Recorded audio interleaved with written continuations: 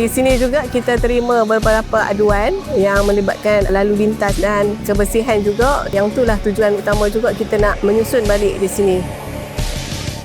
Peniaga ni adalah mematuhi notis yang kita keluarkan dan jadi hari ini peniaga janji dah dengan kita mereka akan buang sendiri. Jadi pihak Embas pada hari ini akan membuat penyusunan semula lah di tapak yang sama untuk semua peniaga yang berniaga di sini dan kita pihak majlis akan bekalkan khemah 10x10 pada hari ini setiap peniaga. Dan pada hari ini kita akan selesaikan semua tapak ini untuk clearkan dan peniaga boleh niaga seperti biasa pada esok hari. Dan petang ni pun kalau ada peniaga yang nak berniaga kita bagi juga. Jadi tapak ni dah clear dan kita akan susun mengikut plan yang kita telah sediakan lah. Okey, untuk makluman untuk peniaga-peniaga di Taman Pelangi ni kita dah buat dah lipat urus pada tahun lepas dan notis pun kita bagi pada awal Januari pada 6 hari bulan 1.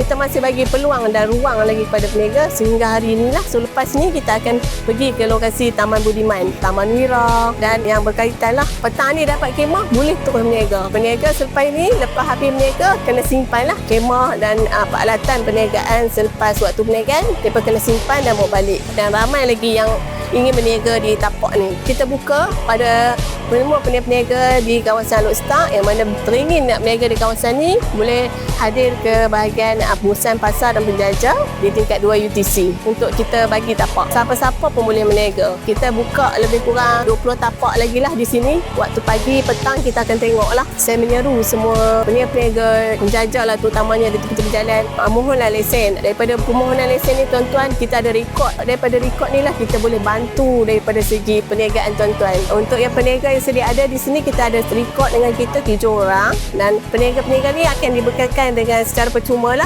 Khemah dengan 10x10 boleh ambil dan boleh berniaga selepas ni. Khemah secara percuma, kita tak ada kenakan charge. Semua peniaga di sini kena ambil lesen saja. Satu khemah, satu lesen lah.